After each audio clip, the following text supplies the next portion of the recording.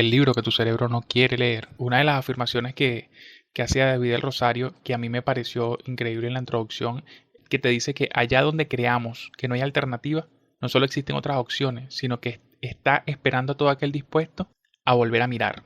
O sea, esto quiere decir que cuando nosotros creemos que tenemos certeza de algo, probablemente si volvemos a mirar o si prestamos una atención desde una perspectiva distinta, podemos ver cosas diferentes. Según David del Rosario, el futuro o presente cercano no se puede estimar más allá de 24 horas, ya que después de eso las variables son infinitas y las probabilidades de fallar aumentan considerablemente. Por eso que David del Rosario nos dice que el futuro no existe, que lo más acertado sería comenzarlo a llamar presente cercano. A partir de las 24 horas nos alejamos del presente cercano y entramos en el terreno del futuro, donde la probabilidad de fallo se dispara. Por eso que él dice que si queremos estimar qué va a pasar en las próximas 24 horas, tenemos también que tener cuidado con que las condiciones con las cuales estamos estimando lo que va a suceder no hayan cambiado, porque si cambian muy drásticamente, entonces tenemos que volver a recalcular todo lo que estamos estimando. Ese sería el punto número 1, que es el presente cercano. El futuro no existe. El punto número 2, toda la vida está conectada. En este punto, David del Rosario nos plantea un experimento donde colocaban un cangrejo a hervir en una misma habitación donde había una planta. Y esta planta tenía sensores conectados a ella. Y una vez que colocaban a hervir el cangrejo, estos sensores transmitían la señal de que la planta podía sentir. Dice así: las plantas reaccionaban con exactitud milimétrica cada vez que un crustáceo se precipitaba sobre el agua hirviendo, como si el cangrejo emitiera un grito sordo o como si un hilo invisible capaz de atravesar las paredes conectase la planta y el animal, demostrando que toda la vida está conectada, incluso entre plantas y animales, ¿ok? Todo está conectado. Él nos dice un ejemplo: la jirafa se relaciona con el árbol, luego la misma jirafa interacciona con un elefante, mientras sobre el árbol se posa un colibrí, de manera que el elefante afecta el desarrollo del árbol y el colibrí a la jirafa, y al mismo tiempo que el elefante y el colibrí terminan conectándose también, esta conexión permite que los organismos puedan vincularse sin necesidad de encontrarse físicamente uno con otro. O sea, esto quiere decir que todos nosotros, todos los seres que existen en el planeta, sean animales, sean plantas, sean bacterias, sea lo que sea, interactuamos unos con otros sin necesidad, o sea, de estar en el mismo espacio físico.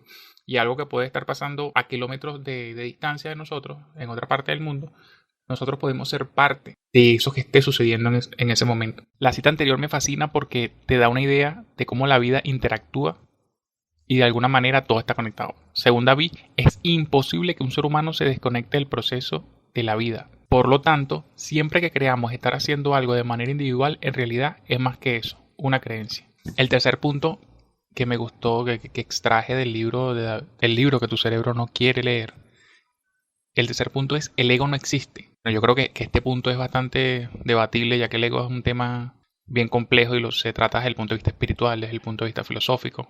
David del Rosario dice: el ego no existe, es la confusión que nace de creer que somos nosotros lo que pensamos, cuando en realidad quien piensa es nuestro cerebro. El ego nace de orientar nuestra atención hacia nuestro pensamiento, de identificarnos con ellos. Ser consciente de esto es lo que va a permitir revertir dicha identificación. El quinto punto dice: ni el más apto ni el que se adapta, el que colabora. Durante mucho tiempo hemos escuchado en frases populares que el que se adapta es el que sobrevive, o siempre sobrevive el más apto. Pero según nos explica David del Rosario, la razón que llevó a los humanos a sobrevivir y evolucionar fue la capacidad de colaborar, junto con la paciencia, la empatía, la confianza y la honestidad. La evolución no tiene nada que ver con supervivencia o con los más fuertes, sino con aquellos más dispuestos a cooperar. Esto es algo que a mí me encanta cuando lo leí, porque habla de que en sí el trabajo en equipo, como ya lo sabemos, es lo que te va a llevar, fue lo que llevó a la raza humana como al siguiente nivel. El siguiente punto es la confianza y el miedo. Esto a mí me sorprendió mucho, es la relación que hace, que nos explica David Rosario, que existe entre la confianza y el miedo. Entonces, como resulta lógico, es imposible sentir miedo y confianza al mismo tiempo, ya que las redes neuronales que controlan la confianza son exactamente las mismas redes neuronales que controlan el miedo. Esto quiere decir que para que una persona pueda sentir confianza, primero hay que aislar todos aquellos factores que podrían causar miedo, o lo que se conoce en el término de trabajo en equipo como seguridad psicológica. O sea, que las personas se puedan equivocar, que las personas no tengan miedo a arriesgar. Y es una manera de generar confianza. Y como sabemos, la confianza es la base, según algunos títulos, la confianza es la base del trabajo en equipo. El sexto punto: el cerebro no distingue entre realidad y ficción. David del Rosario nos dice: al cerebro le da igual lo que ocurra realmente. Lo importante es lo que nosotros pensamos acerca de lo que ocurre. El organismo no responde a la verdad, sino a nuestra interpretación individual de la realidad. Por eso es que nosotros cuando vemos una película, nosotros podemos sentir emociones. Tú puedes llorar, tú te puedes reír, tú puedes experimentar emociones con la película porque tu cerebro no sabe que lo que tú estás viendo no es algo real. Tu cerebro y tu cuerpo lo está interpretando como que si existiera. Eso quiere decir que las historias, todo lo que te cuentas a ti mismo, todo lo que tú piensas, tu cerebro no lo puede separar lo que es real de lo que no, por lo cual los pensamientos son muy poderosos. Un punto aquí importante es que él habla sobre el estrés. Él dice que el estrés es igual a cortisol más la testosterona, ¿ok? El cortisol se conoce como la hormona del estrés y cuando se atrinchera en la sangre aumenta la presión de las arterias, acelera el corazón, agita la respiración y dilata la pupila. La protagonista, la testosterona, es la hormona masculina por excelencia y disminuye nuestra empatía con el mundo, nos hace menos predispuestos a cooperar y al mismo tiempo aumenta la agresividad. Por esta razón, cuando estamos estresados no somos para nada productivos y tendemos a estar de mal humor y aumenta la probabilidad. De esta manera, o sea, nosotros conociendo esto podemos como que colocarnos en situaciones donde si sabemos que tenemos estrés, tenemos que buscar primero la manera de disminuir ese estrés, drenar ese estrés, para entonces nosotros poder colaborar o poder retomar una conversación. Porque ya de por sí este punto nos dice que el estrés nos pone alerta como un estado, como un predispuesto a no encontrar una solución. El octavo punto, el cerebro universal. Esta información sí es completamente nueva para mí. Esto lo descubrí leyendo este libro. No es un libro que sea de los que normalmente me leo. David el Rosario dice que todos tenemos un cerebro universal. Dice algo así como que disponer de un cerebro universal significa que el conocimiento no se adquiere, ya que está ahí de manera natural, accesible a todo el mundo y todos somos potencialmente capaces de hacer cualquier cosa. Las personas nacemos con un cerebro universal repleto de capacidades extraordinarias para el lenguaje, la honestidad, el razonamiento, la confianza o la empatía.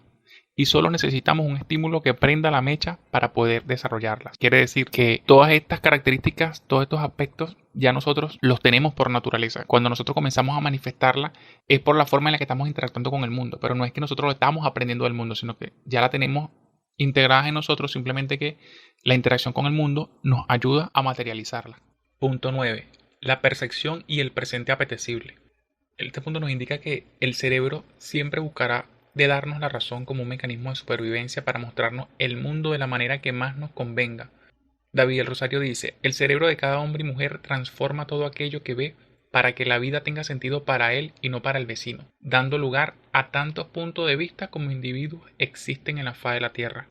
El sentido y la coherencia que vemos en todo lo que nos rodea, en todo lo que oímos, en todo lo que tocamos o sentimos no es real. Se trata de una sensación generada por un cerebro que intenta desesperadamente ofrecer un presente apetecible. Existe un mecanismo de defensa estrella que consiste en alterar las experiencias vividas para recordarlas más felices de lo que realmente fueron.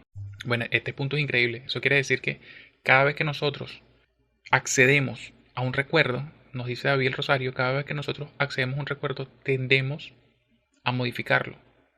Incluso a veces recordamos cosas mucho mejor de lo que sucedieron o de manera distinta a las que sucedieron. Es como una forma, es como un mecanismo es como un mecanismo de defensa para recordarlo de la manera que más nos convenga a nosotros. Punto número 10. Lagunas mentales y el estrés. En situaciones de mucho estrés, el hipocampo, encargada de integrar recuerdos, se desconecta temporalmente debido a la presencia de cortisol, dando lugar a lagunas. Sin hipocampo no hay integración de recuerdos. Sin integración de recuerdos en la ventana del presente, podemos equivocarnos estrepitosamente. Tal vez por esto muchas personas, cuando se encuentran en una situación de estrés, parece que mintieran, porque intentan recordar algo que neuronalmente no pueden recordar. Y por eso ahí es donde se produce lo que ya se conoce como lagunas mentales, que es algo que sí existe, porque un nivel de estrés muy alto, como dice David el Rosario, el cerebro desconecta al hipocampo. En muchas ocasiones las personas podrían modificar la historia y adaptarla a lo que nosotros queremos. Y no es una cuestión de olvidar los detalles o inventar la historia. Es simplemente una manipulación neuronal. Punto número 12. Lo que no se usa se olvida. La relación se puede rescindir fácilmente si un recuerdo se usa con poca frecuencia, liquidando cuentas con una miseria de indemnización. De hecho, la memoria acostumbra a renovar la plantilla constantemente y todo aquello que no se usa se olvida. Las personas no tenemos la capacidad de recordar aquello que vemos, oímos o sentimos, sino aquello que queremos ver, escuchar o sentir. Esto ocurre porque el recuerdo se forma desde nuestra interpretación de la realidad y no desde la realidad directamente. Esto quiere decir que ya lo que nosotros interpretamos, ya lo que nosotros contamos, cuando uno aprende algo y uno lo cuenta, ya es algo que viene sesgado, porque nosotros no vemos la realidad, o sea, nosotros no es que capturamos un video ni tomamos una foto instantánea de lo que estamos viendo, nosotros estamos constantemente interpretando nuestra realidad. Y obviamente, como sabemos, somos expertos en lo malo entendido. El punto número 12 es que nosotros tenemos mecanismos de defensa contra otras formas de pensar. Recuerda que el objetivo del cerebro es ofrecer un presente apetecible, y cuando un cerebro trata de imponer sus historias a otro, en cierto modo le está pidiendo que reconozca abiertamente que su presente no es apetecible, algo muy poco probable. Por eso también tenemos que pensar muy bien cuando estamos como discutiendo, queremos darle una idea que tal vez amenace el entorno de la otra persona. Creo que habría que plantearlo de una mejor manera o tratar de que la persona no se sienta atacada. No es algo que tenga tanto que ver con el ego, sino que su cerebro la está protegiendo. El siguiente punto, los recuerdos cambian. El acto de recordar es sinónimo de volver a construir un momento pasado con las estructuras cerebrales que tenemos ahora. Partiendo de aquí ya no puede ser igual, como bien sabemos. Pero no importa, el objetivo del cerebro no es preservar la verdad, sino ofrecer un presente apetecible, como ya lo hemos dicho. Y por eso cambia el pasado constantemente para hacerlo encajar con nuestras creencias actuales. Bueno, esto es increíble. O sea, cada vez que nosotros tomamos un recuerdo o recordamos una situación, nosotros la vamos modificando a medida que vamos teniendo nuevas experiencias. O sea, la forma en la que tú veías las cosas cuando tenías 15 años y la contaste a los 20, no es lo mismo que lo cuentes ahorita a los 30. Entonces, cada vez que tú accedes a un recuerdo, toda la experiencia que tú has acumulado luego de haber vivido ese recuerdo se va modificando. E incluso él nos explica que una vez modificado, cuando dentro de unos años accedes de nuevo a ese recuerdo, ya tú accedes al recuerdo ya modificado con la nueva estructura cerebral que tienes, con las nuevas experiencias que has tenido. O sea que cada vez que tú accedes al recuerdo y cada vez que pasan los años, es muy difícil que tú estés contando la historia o estés viviendo el momento o recordando el momento de una forma verídica. Mientras más veces accedes al recuerdo, menos probabilidad hay de que sea como realmente sucedió. Esto es increíble. Y el último punto es el poder de la atención. Un pensamiento es una propuesta del cerebro para vivir una situación de vida.